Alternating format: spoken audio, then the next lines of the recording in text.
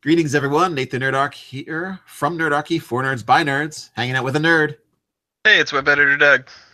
Yeah, and today we're going to be talking about Law and Order, Rules and Rebellion, and this is inspired by a discussion that Matt Colville had on his channel, so a video of his, where he talked about the idea of these people kind of is like the map is not the territory, which I thought was a really good artsy way of saying, hey, this object here is not the reality of the situation. And in respects to rules in general, and playing D&D specifically, or RPGs in general, is that idea that you have these rules, but they're informing what the general idea of the game is about, but they're not the game. The game is actually fun, vibrant interaction between people all playing characters and all kind of coming together to create something together. And that can be lost when you maybe you aren't that creative, or you don't feel creative enough to step outside of what the rules are and focus more on the story aspect of the game. Right. So that's what I got out of it. Yeah, absolutely. I thought it was visually illustrated when he pointed to the player's handbook and he's like, this isn't the game, and then showed clips of people in live stream. It's like they're laughing, they're having fun, you're doing silly stuff. And that's the game. It's unique at every table. So it's like, yeah, there's a rules of the framework, but what takes place at your table is what the real game was. And, kind of like that response to commentators in live stream and stuff, it could be helpful in pointing out the rules. But, as we all know, when we're playing the game, sometimes the rules, we don't stick to them exactly, or we have our own interpretation in house rules. Yeah, and house rules, I mean, you can suffer the same issue of somebody really fixating upon the rule system when you do house rules, because basically you're just saying, fixate upon this rule system instead that I've created. I am the emperor, that kind of mentality. So you can run the risk of having both those be this kind of like fixated upon that concept that the rules don't just drive the game, but they dictate anything that can actually occur in the game. And if you go outside of that, you're not playing the game and you're not playing it right. And also you're wrong, which, Matthew spoke to a lot about how he's been on the internet a lot in the RPG community. And he just noticed that, there's a certain group of people that just get on somebody's case if they do a rule wrong. Mm-hmm. Yeah, and I watch a lot of the live stream, games out there, like your guys, and like things like Critical Role and Dice Cam Reaction. And there's certainly a segment of people that, they might be watching it to enjoy it, but they sure love pointing out, when people did something wrong, or, they did something different than the rules is written. Yeah. And so we kind of address that as well. Erados, I get where Matt's coming from, but the rules exist for a reason. Overusing house rules can be detrimental if you're not a game designer. Oh, well, I mean, that's the thing. Like I just said, if you could do the same thing, you could have that same persona of being really exacting with the rules, and this is the game, with your house rules as well. In fact, you could say, the game's not good enough right now. I'm going to make it exactly how I want it. And then go out there and make a game and still be like super rules totalitarian about it. Mm-hmm. And that's one of the reasons why I named it Law and Order and Rules and Rebellion. You have Law and Order. Law and Order is a system to create order, and you use laws for a particular purpose. It's like you would punish somebody who doesn't follow the laws. But in rules and the concept of rebellion, you have the rules, like rules are made to be broken kind of thing, where there's rules there to prescribe kind of what you could do in the world, but you're supposed to have some kind of level of rebellion against those rules to play the game the way you want. And in fact, 5th edition, because people get into this situation where they say, oh, follow the rules exactly, or you're not playing the game right. You have this situation where 5th edition, I feel like they beat us over the head with change anything that you want to do. The character classes themselves, in the beginning, they basically say, these are some of the most well-known character classes. You don't need to have any of these in the game. Yeah. And if they can say that about the character classes, you can just check that box next to anything in the book. Do you know what I mean? Like that's what I see Dungeons and Dragons Absolutely. 5th edition is basically saying like, hey, we're all going to hang out today. Mm-hmm. And then that's the rules system. And then what you decide to do at the hangout is from there it goes. You So that's absolutely nailed it. Yep, that's how I've described D&D for the last several years. You know, it may just be a function of being older and stuff, but you know, I look at it like when you're a kid, you know, and you're in elementary school or whatever, and your friends, you can just say, "Hey, you want to come over after school and play?" And it's like you don't have to have any reason. It's just like we're gonna play. I don't know, you know, whatever. But when you're 40 years old, it's like that sounds a little weird. So it's almost just like an excuse for your friends to say like, "Hey, why don't you come over and we have this activity that we're going to do." But you know, the real focus for my players and a lot of the live stream and everything, and I'm sure tons of people out there, is like the story. So the mechanics help you tell that story, whether you succeed or fail. But the only rule I follow, and I noticed Renee in the chat and mentioned that too, is like just the rule of cool. Like if I look around and we're doing crazy stuff and going off the rails, but I see everybody smiling and having fun, then who cares? I mean, the rules are just a framework to have a good time together. yeah. What are they going to say? You really didn't have fun because you didn't play by the rules. Yeah. And Like, oh, go ahead.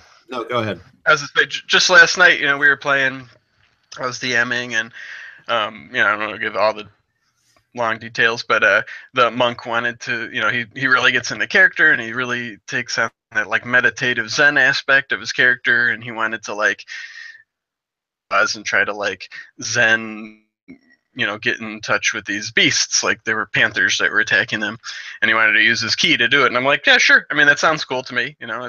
He's using up a resource to do something. It's not in the rules, but it's like, the way our stories progress in his character, it made sense in our game. So why not? Didn't hurt anything. If he was to do that all the time, I'd be like, could you take like something for this? Do you even have an animal handling man? Oh yeah, I'll make him make rolls and things like that too. I might give him advantage just because he's describing how he is trying to do that, and he doesn't do it all the time. But we've been playing for a year. I think he's maybe done that twice, where he's tried to use key in like a different way. Yeah, and that's cool. On my end, I'd be like, make a roll for that, kind of thing. If I'm not sure, if I'm just like, hey, maybe you can do it. Sure. So that's on my end. I just would rather leave it up to the dice. Sometimes I don't. That's another thing. I feel that even the rolling of dice and the outcome of dice aren't necessarily to be followed in all instances. And I know that's like people freak out like, well, why don't you just cheat all the time? I'm just like, yeah, why don't you just straw man me all the time?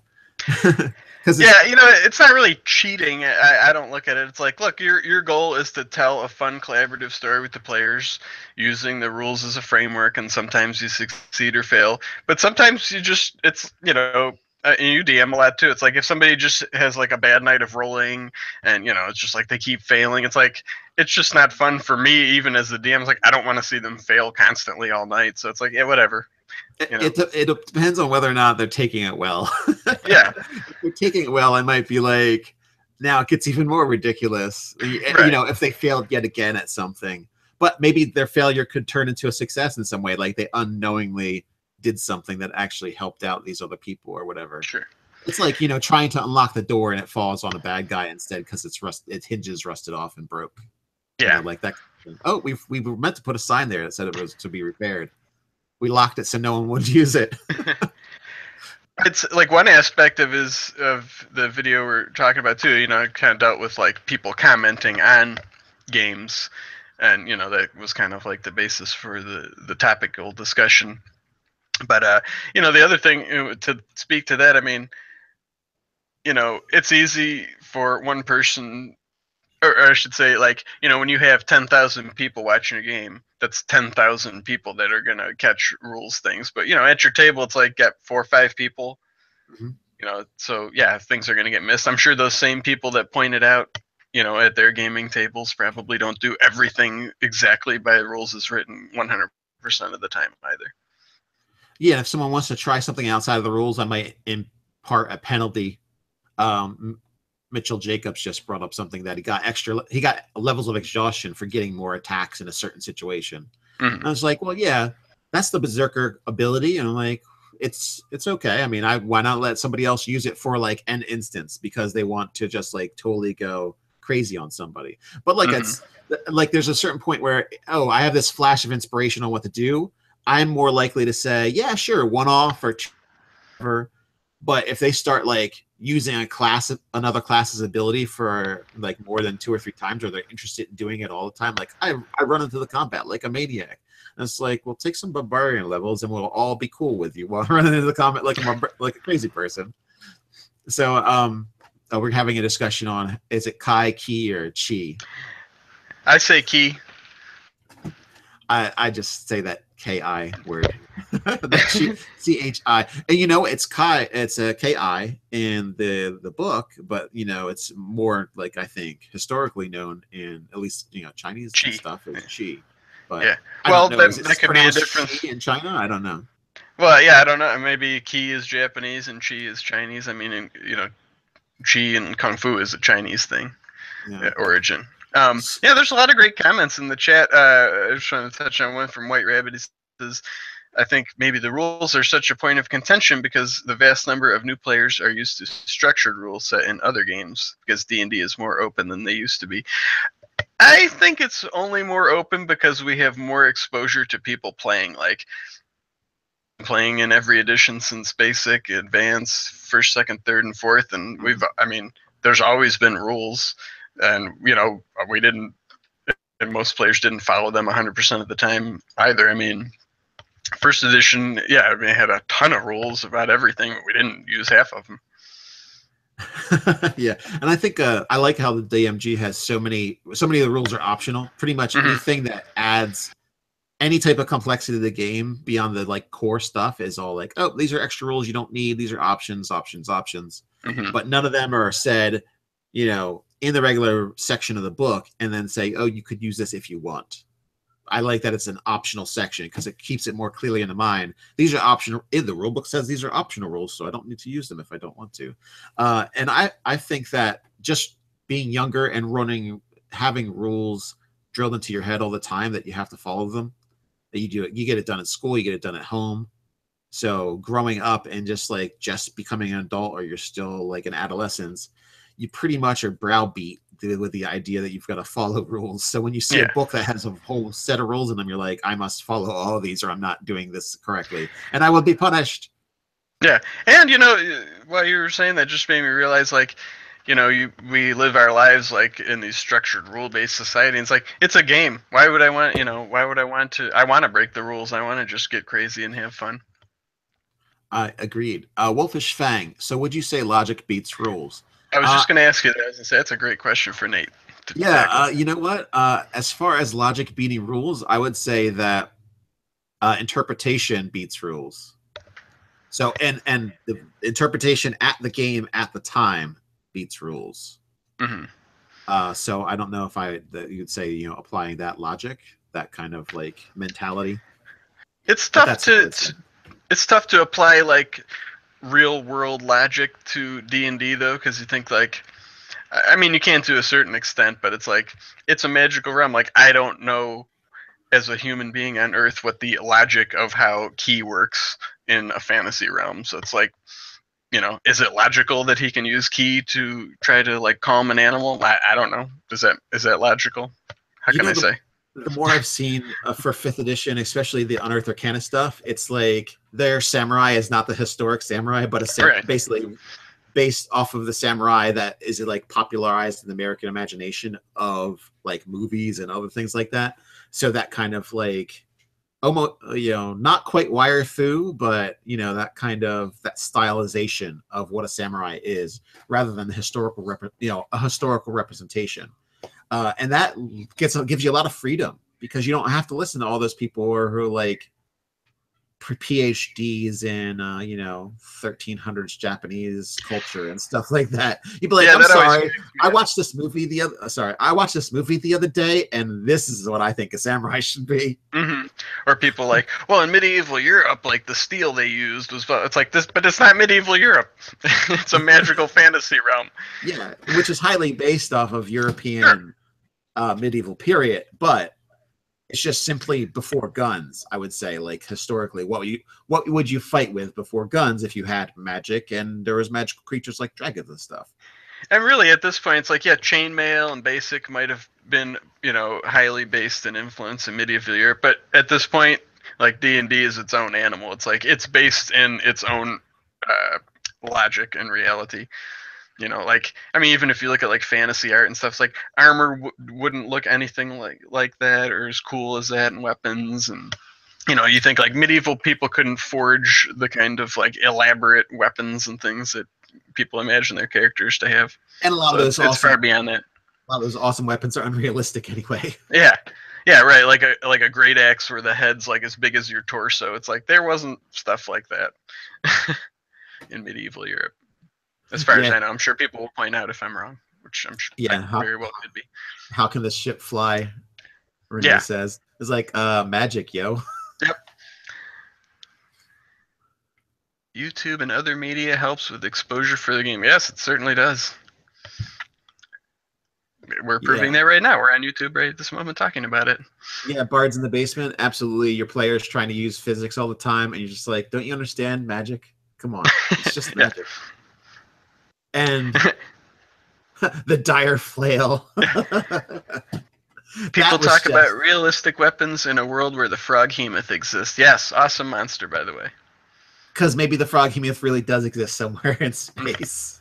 Mm-hmm. Yeah, so I've got too many directions to go on with this. Yeah. Well, what do you think about like people, specifically about people that comment on live streams and stuff? He seemed to focus on that a lot in his video, which I can kind of guess what the origin of that was, with the whole like dagger thing from Critical Role's Vax. It was been in a big topic on the internet lately. Oh, I don't actually know what you're talking about. Oh, he's a paladin rogue. And he is hasted. I use boots of haste and stuff. So like, every time and they're really high level. I mean, they're like 18th level. So obviously they have a lot of powers. And his usual combat mode is throwing daggers. So it's just like, his turns take a long time because he goes first. He's an assassin. He throws it, smite, and he's like, he'll throw 4 daggers or whatever. And people are like, he can't throw that many, and blah blah blah. Just that kind of discussion. Oh, because he's got to draw. Yeah. Technically, drawing should take something. Yeah. Just that kind of, rules, like minutia rules, like they're doing it wrong. So I think that was, I would guess that was part of the inspiration for his video. As a dungeon master, and Matt Koval brought up that he let haste in a certain instance just give him a whole other action to do whatever he wanted to. If he wanted to do a whole other attack action, go right ahead. And I think he pretty much finalized it with, because it didn't matter that much. He was just going to do a little extra damage. And I think even the situation in which that was going on, Matt Koval gave me the impression that from what he was talking about, I don't see the actual scene, but what he's talking about, it sounded like it was kind of didn't really matter that he was doing that much extra damage. And I was like, well, if you can say you can give 2 attacks, basically like an action surge to somebody, worth of attacks, and it doesn't really matter, then he, as a dungeon master, I'm sure he really thinks it doesn't really matter. Yeah, and he's talked a lot even on his GM tips recently and on his own videos about like encounter building, and he does not do all the math and make it like a balanced safe encounter. It's like his encounters are often like very overwhelming. He doesn't think like, well, they should be able to get out of this. Like he fully expects like they're gonna die in any combat they're in. So it's like, whatever, if the player thinks it's cool and he wants to do one extra attack than he normally would, and whatever. I mean, if they think it's fun, sure. And another thing I noticed is I had the most fun, and I was worried the most for all the characters when Ted put out encounters in his Narcitus game, the Griffin Gaff Narcitus game, in which I really thought, if I don't pull something out of the thin air to save us, we're probably going to die. And that happened twice. And in one instance, Scott Garibay went all ninja mage on these beholder constructs and actually, lived through an encounter. We're like 70 feet up in the air. I'm taking damage. He's taking damage because I've got a warding bot on. And he is leaping and like from beholder to beholder. And when the one falls, he leaps to the other one, gets stuck in his mouth. rolls an incredible score, gets out of his mouth, gets back on top, fights it some more, and then leaps onto another flying mount when it's going to fall as well. I was like, he just avoided death like 7 times as a mage. Mm-hmm. And that was one of the ways we got through the encounter. Now, Ted didn't even really break the rules. He just said roll, and if you roll good enough, you can jump. You jump far enough.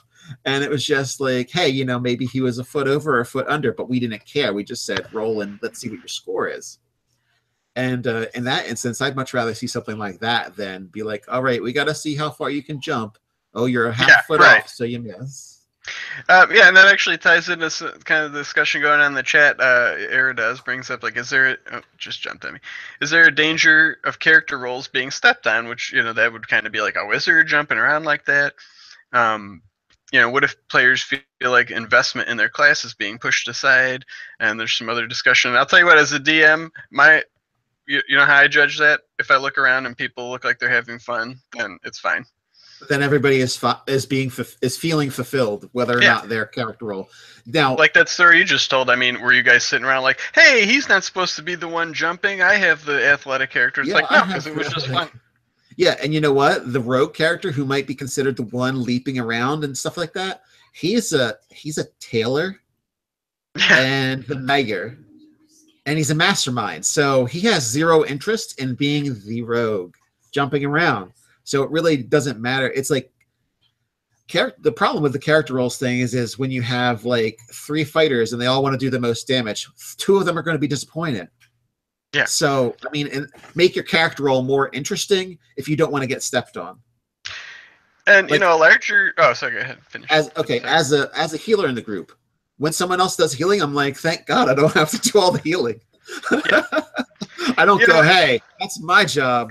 I'm validated by my existence to cast a cure spell, and you're in my face doing this cure spell, Bard. I can't believe you. You can sing, you can dance, you can woo women. I'm sitting over here casting cure light wounds. I say thank goodness someone else is picking up some of the slack. And when you get to that point in your game, where you're thinking more like you're saying, that's when it's less like a game and really plays the storytelling, where it's like you're imagining they're people, they're characters. They're not like, I'm a healer in the world. It's like, I'm just, these are my friends and stuff. Or like, that's not like, hey, he's the wizard, he shouldn't be jumping. It's like, you're desperately fighting for your survival and stuff against beholders. Like, so when you're immersed like that with your character, they don't have a role. They're just a person in a world. Yeah. Oh, I see what the commenting is about. So Aerodos, if someone is just like the Berserker Barbarian, he does more than just extra attacks and gets fatigued and like gets really angry a lot. Like he does like I don't always think of rage as actual anger, even though they call it rage and people think it's being angry. But like that warrior focus that they get into, I don't see that. You let somebody else do it once in a while. I don't see that as a big deal. If they do it too much, I'd be like, well, you should probably just like pick up this class, because you seem to be really into getting tired, attacking more times and getting tired. So that's why I would say, like, well, if there's somebody who's like solely a barbarian, they're going to outshine the person that just picks up a couple levels of something anyway. Like, I like multi-classing and I don't see an issue with it. The only time that I saw a problem with people kind of like taking on the same role was in the modern game, when I had a techno wizard, mystic, and Nerdarchy Ryan was playing electronic warlock, the E-warlock, and he just fit that role so well that I was just like, I just want to go full mystic, and Scott let me change, because it was like we could both basically do the exact same thing as far as technology stuff. We had very similar spells. Yeah. And that all lent itself to saying, well, we were pretty much like filling the same role. And in that instance, as long as Ryan was always around, there was no need for me to have those powers. But when you're in a fight, both having 2 barbarians, I don't really feel like, unless they want to be the only one doing lots of damage, that's a role that several people can share.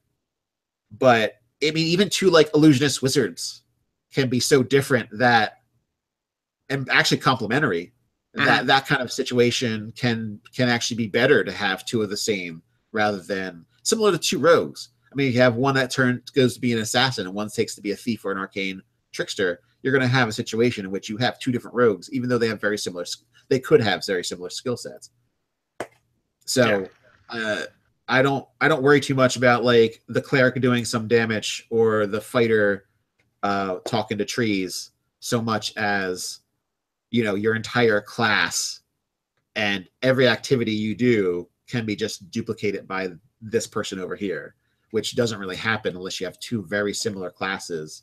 And in the modern game, it went even further because it was the first game in which we were using like the internet to do stuff in the game, which is really crazy, and hacking things. Mhm. So being two people, that kind of made the similarity even stranger, because it's not like, oh, we're both wizards of the school, no big deal, we think of things different way and we go about different ways.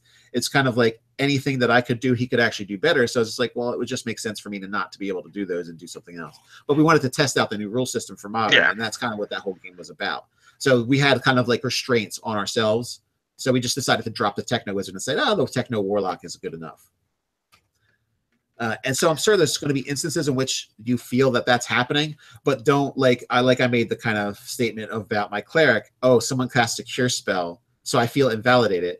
Is a little too far. Yeah. Oh, someone else did damage in combat. I feel invalidated as a barbarian is a little too far. You're a little too. I would say someone that feels that way is a little too protective of their role in the game, and they should Mhm. probably think of like, well, as a person, I'm in a fight. I should probably be really freaking happy someone else is hitting this thing that's in front of me as well. Right. So So I got a question for you. So part of the his video, he mentioned like, I don't think he was meaning in an offensive way, but kind of like saying, a lot of these people that have the time to watch all these live stream games and comment on them, there's a good possibility that they just don't play that often. So maybe that contributes to like the disconnect between like, yeah, the rules, but when you're playing, you know, those things can sometimes be left by the wayside. And I kind of lost my train of thought on what the question for you was. But what do you think about okay, that I think I know. aspect of like, you know, that kind of disparity? And we talked about this a little off camera between Yeah, like, people that know the rules and theory craft and everything versus like, do you play that much though, where you actually have these things in practice no and offense to Matt, but stick to the rules themselves all the time?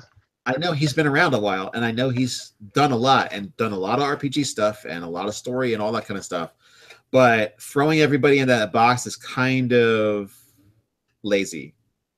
Do you know what I mean? Like, it's just Mm-hmm. like saying all those people are like this. It's just like whenever I had a girlfriend and I missed D&D, it was supposedly always about my girlfriend, even though it was actually about my anxiety and not wanting to go to D&D and not to hang out back in the day. So, it had really very little to do with the fact that I had a girlfriend and very much to do with something else. But, people not in that scenario, they just go, oh, I know what the reason is. Mm-hmm. I've seen this before. And they're not exactly the same, but it's kind of like the person who doesn't have a significant other, and they see everybody else with significant others and they go, oh, well, you act this way because of such and such.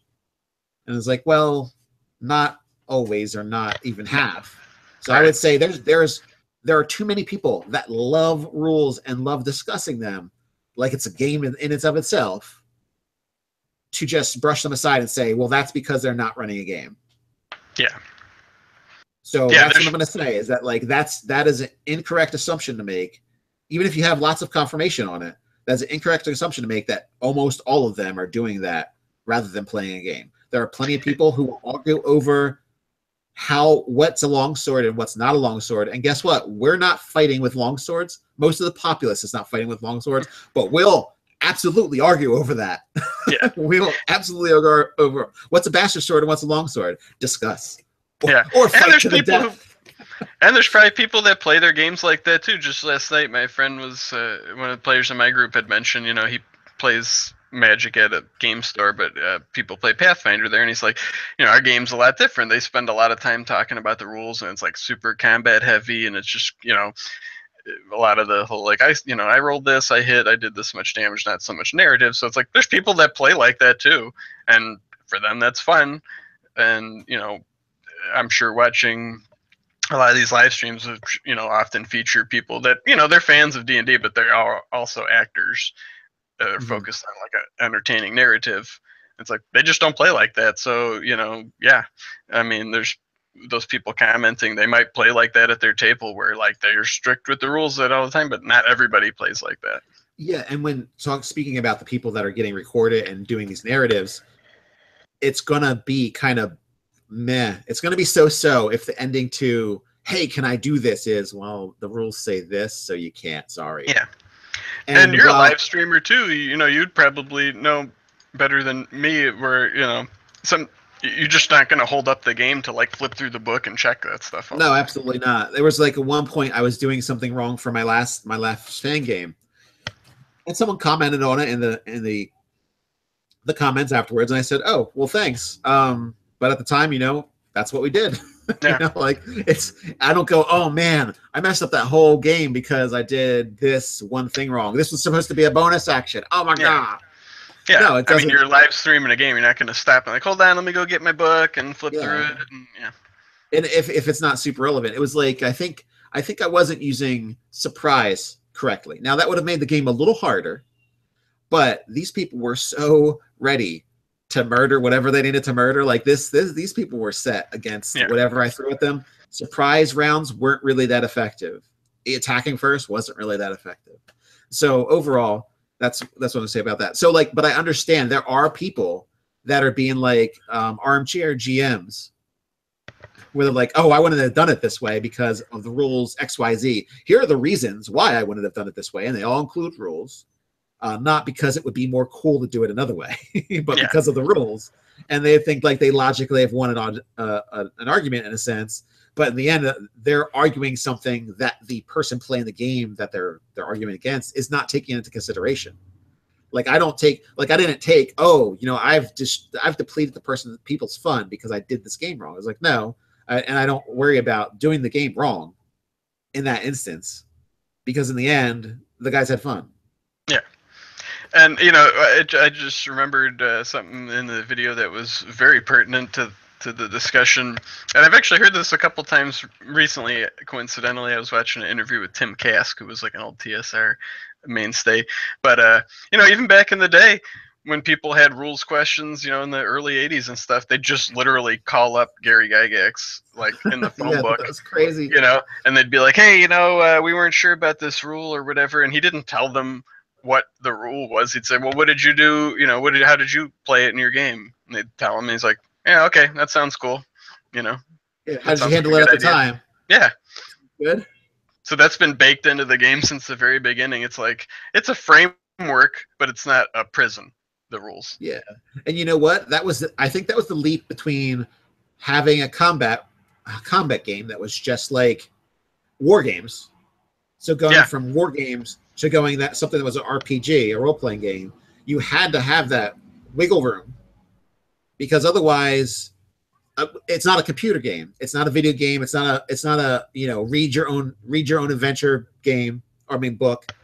There's going to situations that come up. I'm just thinking about some. There's going to be situations that come up that are not in the rules. They're not covered by the rules. None of that stuff is in there. No matter how many rules you make, there's going to be stuff that slips through the crack. It's similar to this is kind of like a allegory for life in general. You have the kind of concept of, this type of economic system is terrible, and this type of economic system is terrible. It's like, well, which one has the least amount of people suffer overall? And which gives you the most amount of freedom? Like that's like things I would judge an economic system by. Not, well, these people are slipping through these cracks. It's like people are going to slip through the cracks in any system you make, because people aren't numbers and letters, and they're not just objects that you can just make a bag that they'll fit in. Because some people are going to not fit in that bag. Yeah. And really, isn't that why we play tabletop games? Because, we play, I've been playing computer games and stuff my whole life, and RPGs, and you think like, man, I just wish this computer game could capture that feel of D&D. It's like it can't, because there is that box. Like you cannot violate the rules.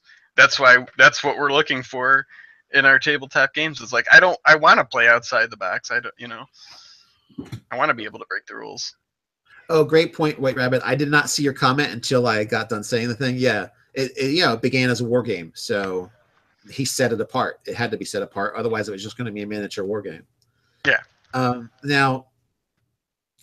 Now speaking back, now again, Nerdarchy is a really big fan of saying, "Hey, play the game you want to play." So if you want to play a combat game with the Dungeons and Dragons rule, and that's what you want to do, and you want to follow the rules exactly, because I think you would have to do, in fairness, if you wanted to just like rules as written, this is how we play. If it doesn't, and part of the fun of the game at that point is figuring out how to do something within the framework of the rules and not doing it outside of it.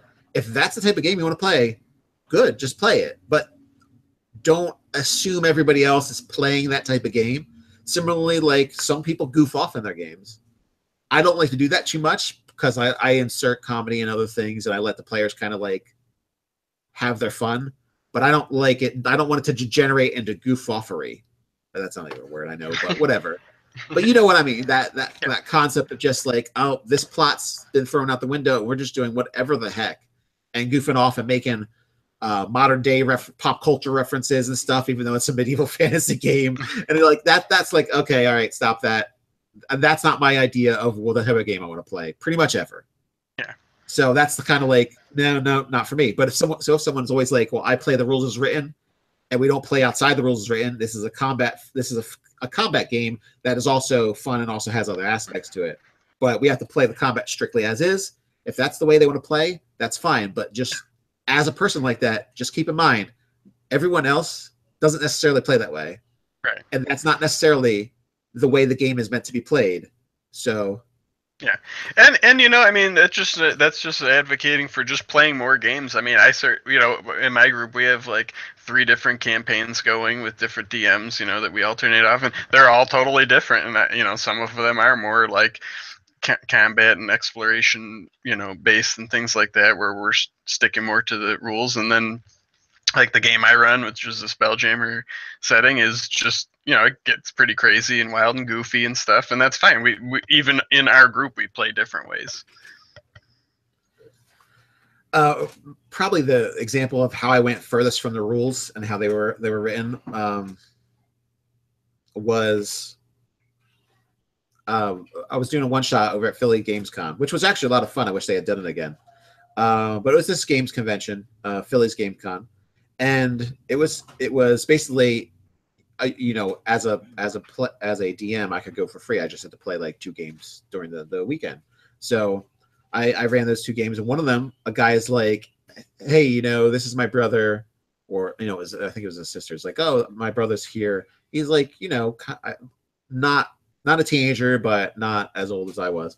And he's like, "Hey, I always really like to play this character, this type of character, and I play it in another game. Can I just play it in this one?" And it was like a paladin rogue who had like split personality, and it was completely random what kind of person he would be, in a sense. So he would be like, "Oh, I'm either going to be a paladin or a rogue, and this is how I start off." And he rolls, and he told me the rules for how he rolls, and he told me the rules for when he would roll again. And at first it was like, oh, this is like really outside of the rules. I'm thinking to myself, this is very strange. I've never heard of somebody wanting to do this, like, and actually see it at a game. But I was like, it's a one shot. How much is this really going to impact the game? Not really a lot at all. And in fact, a paladin would be more advantageous. So if he switches to rogue and it's completely random that he switches to rogue, they're just going to have an actual harder time. So it was like, it's kind of a detriment. Yeah. So I was like, sure, you want to play an interesting, strange character that's kind of like has like a dual persona. I wouldn't say split personality, because like that's more of like an actual medical condition. But it was like, he had like this dual persona, maybe it's 2 souls in one body or whatever storyline he had. It was irrelevant to me in essence, because all it was this mechanic of he'd roll a d20 on a short or a long rest, and at a certain number, he would be the other person. And I said, you know what? It might confuse the other players a little bit, but that'll just be all RP. So yeah. It'll actually just benefit my game, because it'll be RP stuff like, why does this person not know who I am? Or why does this person think, X? Yeah, that sounds fun as heck. Yeah, so I was like, sure, go for it. And Yeah. he was so excited and so happy and so like so good throughout the. And we really did a good job. And he was totally like the Lightbringer Paladin kind of guy. And he rolled, but it never came up that he was switching to Rogue. So it actually never came into existence. But in his mind, he knew that he was playing the character he wanted to, and it didn't, it barely affected anything. And all it was me saying, yeah, sure, go ahead and do it. It's totally not in the rules to be able to play two different classes whenever you like randomly roll or whatever. But whatever, it didn't. It was a lot of fun. More people at the table were like, oh, cool, that's the kind of game we're playing. Is like, we could probably think up something neat and interesting, and the GM's probably going to go for it. So it also like sparked player agency, I feel like, in the other players after they saw that interaction between me and him. Oh, yeah. Should we do the roll call? Oh, yeah, do the roll call. Okay. Yeah, the chat's really lively today, too. I feel bad there's a lot of questions. I don't you guys, I don't know how you manage this all the time doing these live chats. Well, if there's two people, it's a lot easier. But when it's just one person, the live chat on Saturday was a little rough, just being by myself. But it worked out well, I think. One person said they should still have a hotline like they did with the Gary Gygax. They do. It's Twitter.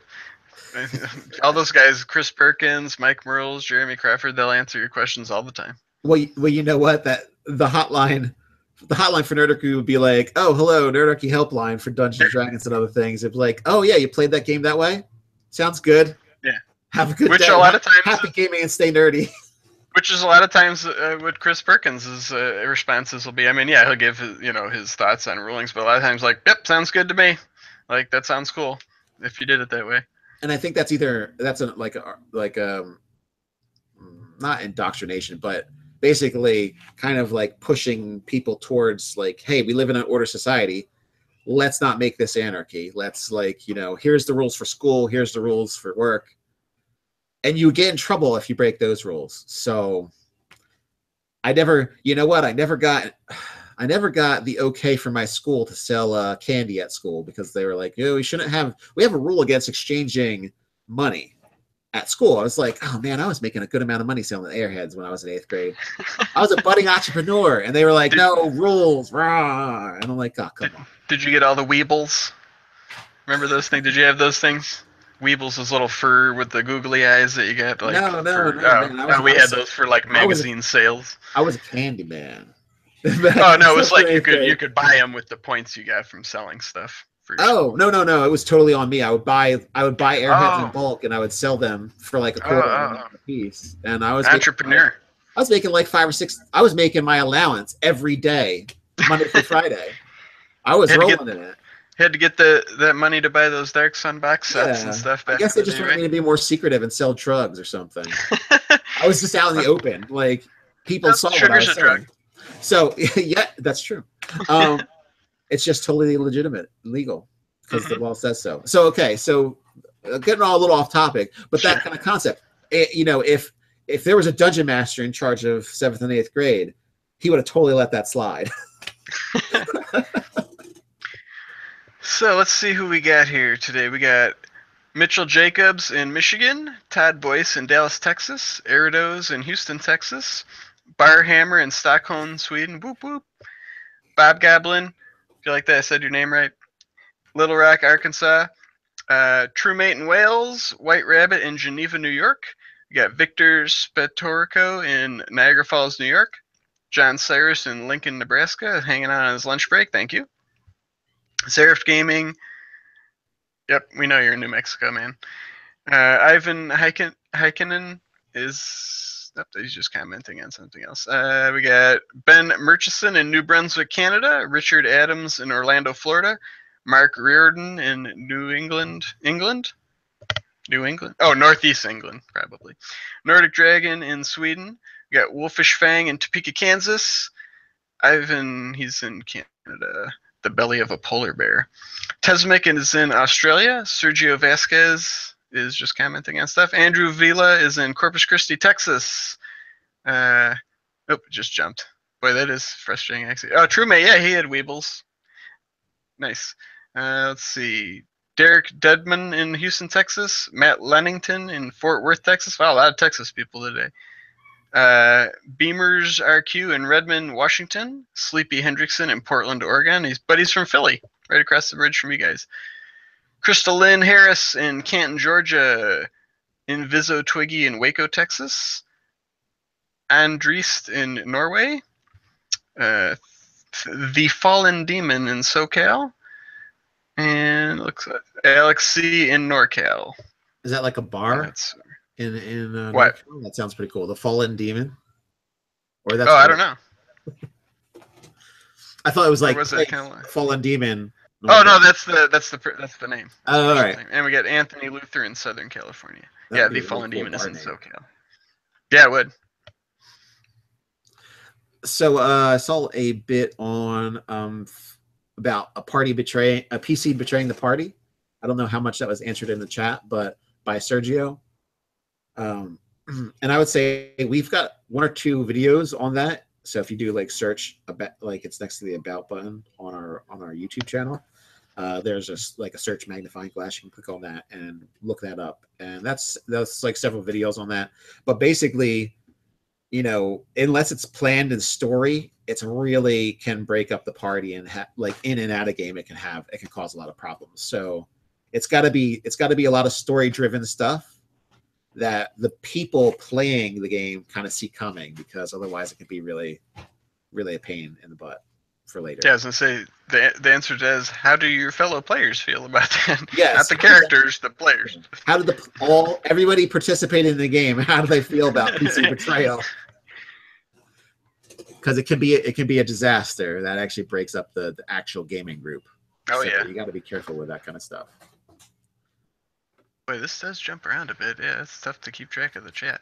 There was somebody, I think it got answered in chat, but I wanted to check it out. I don't remember. I can't find the exact question, but they were saying their group doesn't like the spells per day and wanted to do something more like Final Fantasy style, and say there's spell points system in the DMG.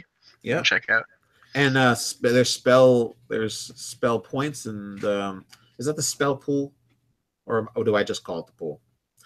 Yeah, I think it's the pool. They just giant, like, here's 230 points, and you can cast, you know, this is what a 7th level spell costs, but you can only cast 1 a day.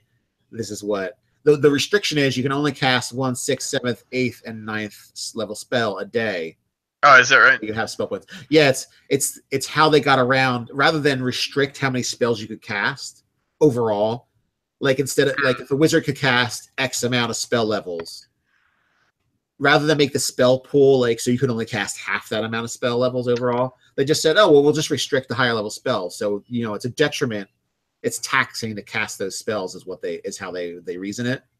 So you only get 1 6th through 9th, but you can cast shield all day. Yeah, and that way you couldn't just blow all your points to cast like 3 wishes in a day or something like that. Yeah, you can't. Yeah, you can't. That's what they want to stop. But, you know, a wizard still has an advantage who uses spell slots over the spell pool, in the sense that they can choose to always bump up levels of spell. I mean, they can cast a shield with a 7th level spell if that's what they want to cast, and so they have that option. So they have that variability to them, but they also have the ability to cast more than just one of those higher level spells. So it's quite a detriment when you think about higher level. I'm not sure if this was a question for other people in the chat or for you. Have you run any type of stop the ritual games, and what type of exploration and social encounters did you have? Oh, you mean like an overarching plot that or story arc that includes you need to stop this from happening? Yeah, that's what I would guess. Or even if it was just like the encounter was like, there's a ritual going on and you need to stop it. Yeah, okay. With that instance, you can do it where it's just straight combat, but I'd say that's kind of like a lost opportunity, because you can make it. There can be skill checks. First off, they can figure out, like, let's say if the person is behind some kind of barrier that might be impenetrable, like a high level globe of invulnerability or something, or like a telekinetic sphere or just some kind of magic item they got so that they can't be disturbed while they do it. So what I would say would be, you could have different skill checks to figure out different things they could do, like maybe manipulate this pillar in such a way over here that's in the ritual to augment it. But at the same time, you've got goons trying to stop you. So it's kind of like like racing the clock, because there's always these guys trying to stop you from doing it, and you don't want the guy to complete the ritual. So it's still a combat encounter with some like skill checks put in. And I say at the very minimum, I'd rather do something like that rather than, oh, this guy's trying to complete a ritual, I go up and cut his head off. You know, like that. That's kind of like, you know, really not as great wise, unless you make it like you're just getting there just in time to stop them, like, you know, right at the clock, kind of like, you know, dialing the clock's going down to 0.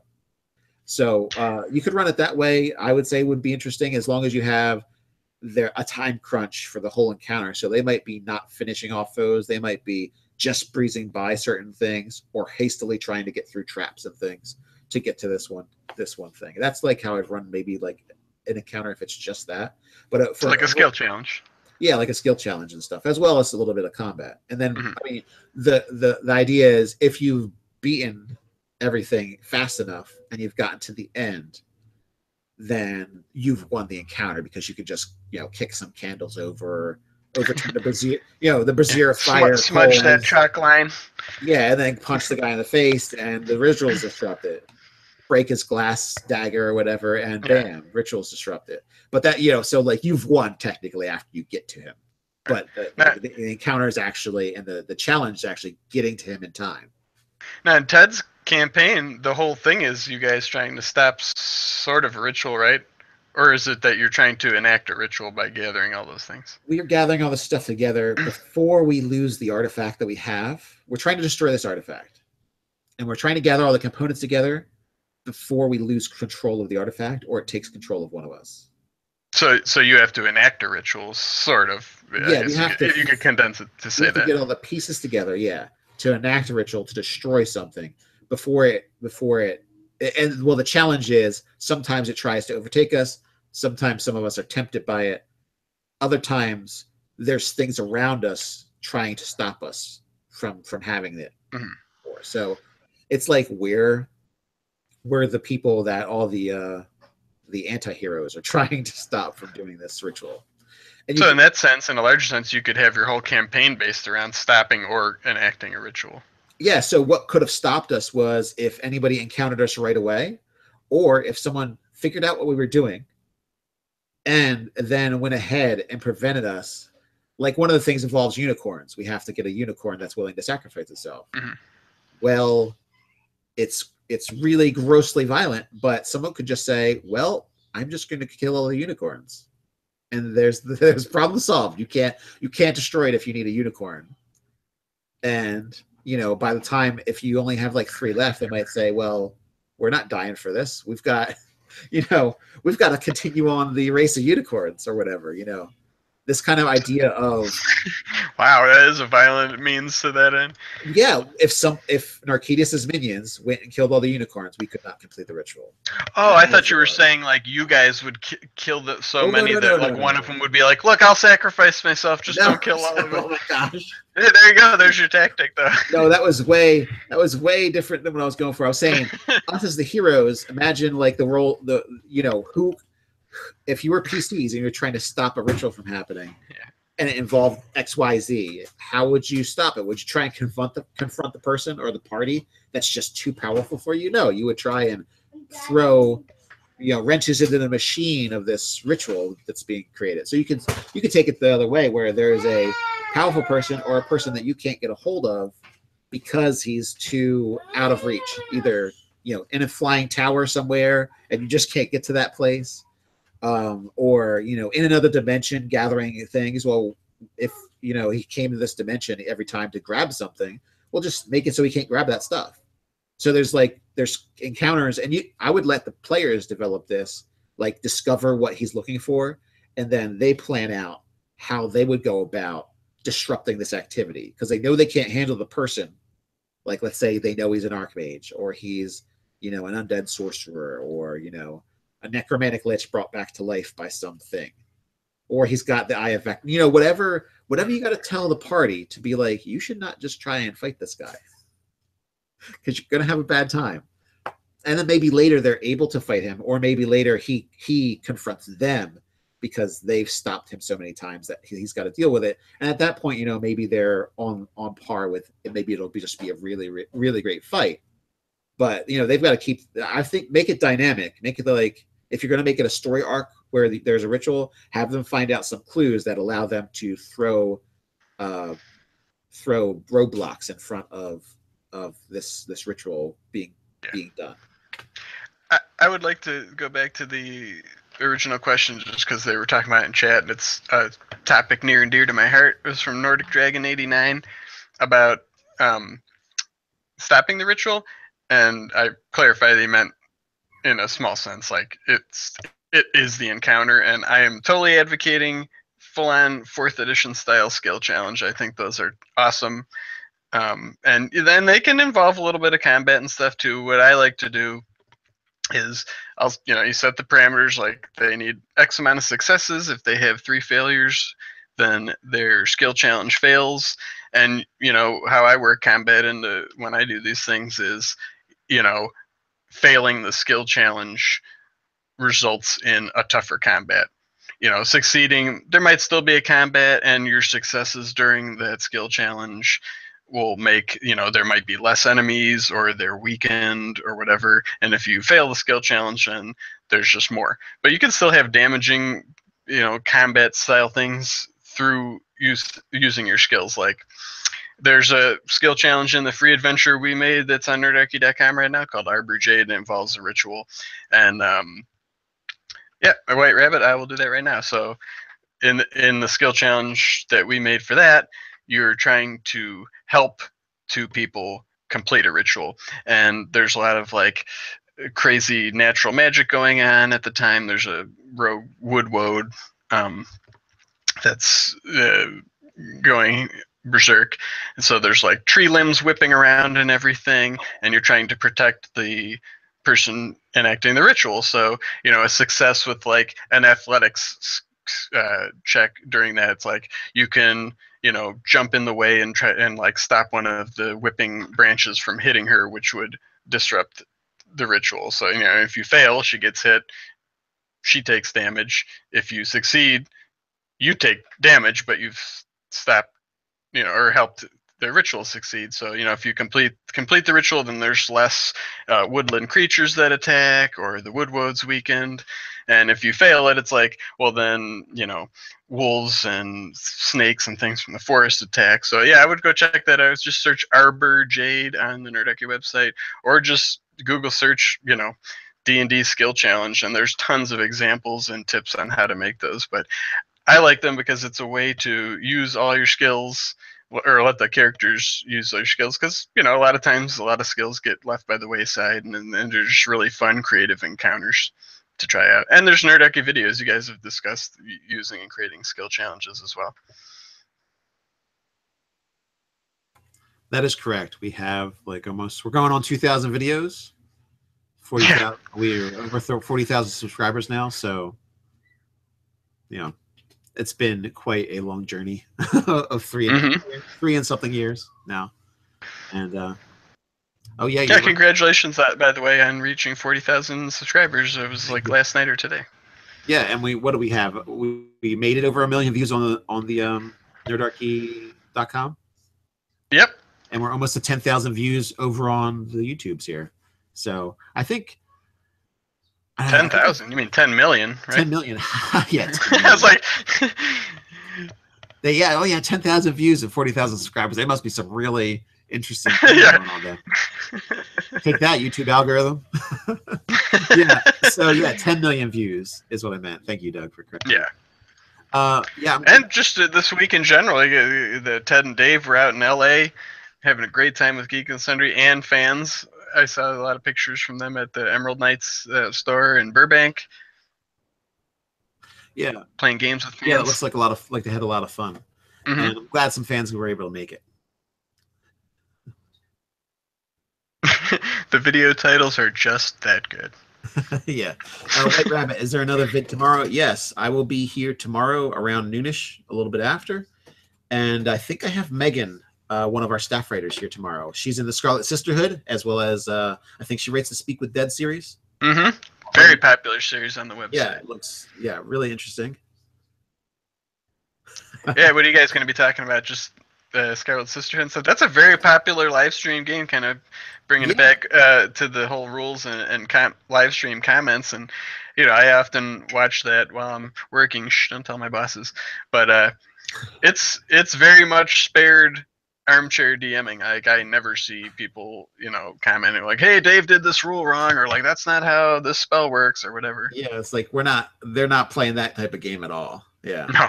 So that's a really good example of players asking, hey, agency wise, like, hey, can I do this? And Dave goes, yeah, but make a roll, or yes, but it's going to cost you something. Or, right. And he comes up with some really crazy stuff like the Wraith Baby. Oh, yeah, that was weird and creepy. Freaked me out. Well, actually, I think it might have been a white, or maybe it was a Wraith. It was a Wraith. I asked him about it. Like, I thought it might have been a white. He did use a white in the fan game, the Camp Dread. Yeah, so that was a little. So I was like, I'm glad I wasn't in that game. I'd be like, run away. But yeah, overall, I would Jinker GM. I'm expecting that after it Geek and Sundry airs and we go to Gen Con 50, where we're gonna, as far as I know, we're still gonna do some live streaming of stuff over there. So hopefully that'll all boost us rather nicely. So we'll see. Yeah, Dave's playing in that game with, what is it, Amy Dallin, Todd Kenrick, Satine Phoenix, and is it Matt Mercer also? I don't know who's in the game. I know that there's people that they're definitely people should recognize in the industry. Yeah. Yeah, that's gonna be fun. I'll be there with Dave. Oh, it's gonna be there. Yeah. So Dave, I thought Matt Colville was going to be in that game, or maybe I'm thinking of somebody else. Maybe, yeah. I think you're right. Yeah, me and Dave will be there. I'll be running around trying to wrangle him. Which I learned I make a pretty good personal assistant. Oh yeah, I agree. Definitely. So Doug, I'm going to put you on a spot. Todd Boyce is questioning. He wants to know email address for contributing articles to Nerdarchy, and you're kind of running that. So I think you should be able to. Yeah, we would love to expand our contributing volunteer staff. You can email nerdarchy@gmail.com and put contributing writer, and they'll get forwarded to me. Tomorrow we have a brand new contributor article coming up. There was another person that emailed in the other day that I have to get back to today. So yeah, we would love to expand the writer staff, and I know it's a lot of work, and sometimes I get a little bogged down as the editor just because it is volunteer and our staff is volunteer, but they're a great bunch of people that put out awesome stuff on a daily basis, and I would love to expand the staff. All right, and would you say there's like a certain level, like I guess basically like. We don't mess as I say, like the three Nerdarchy people, Ted, Dave, and myself. We don't really mess with the websites like running in the sense of like we like the writers to kind of police themselves, and Doug kind of like wrangles everybody there. So he is the head writer editor kind of thing, kind of like position there. So that's why we like to let him handle that. So that's the best way to get in contact with him. And follow up, Todd asks anything in particular we're looking for in terms of articles. D&D and RPGs are the bread and butter of the website, and I would say the Nerdarchy brand for the most part. But we have articles about comics, and there's movie reviews. But I'd say in terms of the kind of content, most people I've noticed start off with here's my experience DMing, or here's a build or whatever, and then it quickly gets into like a lot more thought-provoking stuff. So I would say our niche that we're kind of growing with the website is just different perspectives on how to game, different ideas of like being more immersive or inclusive in your game. So yeah, I mean, there's definitely a place for mechanical stuff. I mean, people love that sort of things like Warlock builds and that sort of thing. But just thoughtful articles, timely stuff about news and the industry, reviews are always good. Previews of the upcoming products or your thoughts on them are always welcome. But we have a really, really lively Facebook chat for the writers, and they are always discussing different topics and brainstorming ideas together. Yeah, I like to start on time late, so I usually put it at 12:15. Comic Book University saying, "Oh, it's still going on." Yeah, we're just finishing up. Some people had some. Oh yeah, Ivan with Cogent roleplay. You know what? I don't know. Shad didn't seem that on point about it when we interviewed him. I think he wrote it a bit ago, and it hasn't been on his like top of list to like revisit. And I feel like I think he wants to revisit that again before he really goes with like more into it. So it's that he's doing like book stuff and stuff, right, and different things like that right now between the hours that many hours it takes for him to research. Did anybody see the Shadiversity's new rollout video? Is about the Harry Potter castle, the Hogwarts. He really did a lot of research, and you can tell based on all the stuff he goes into about it. So I really like that video, and I suggest if your guys and gals are interested in castles or anything like that, or just like Harry Potter in general, that you go check that out because it was really interesting. And so between that and his book stuff, I don't think he's going to be revisiting it soon, but I don't want to speak for him. So if you're interested in Cogent, definitely ask him about it. but I'm interested in playing, but I think I'd like to play with the people who made the game rather than running it on my own. But maybe I'll just think about running it on my own. But that aside, I wanted to say before we get going, thank you again to anybody who donated to the GoFundMe. That really helped us out and let Nerdarch, Ted and Dave get out there to LA so that they have recorded Geek and Sundry's GM tips with Satine Phoenix. So that will be out hopefully in the next month or two. I don't know when their release date is. They probably just do it whenever they have it all edited and figure it out all for their release. So that's up to them when they're going to release it. But they've done the interview, so that's all done. And anybody that's a Patreon, thank you again for your support. It really helps out a lot with the daily runnings of everything and how we get stuff done at Nerdarchy, and how we can go and do things like go to conventions and report on things and go to LA and stuff like that with the extra expenses that we have. So again, thank you very much. Thank you, Doug, for joining me. This is great having you on board with live chats. And anything else you want to close with, Doug? Nope. Just thanks for having me on. I love talking with you guys about nerdy stuff and D&D and everything, and helping answer questions. I hope I was able to do that for you guys, and it's awesome hanging out with the fans daily too. Yeah. So thanks for joining me, Doug, and thank you all the audience for joining. And until next time, stay nerdy.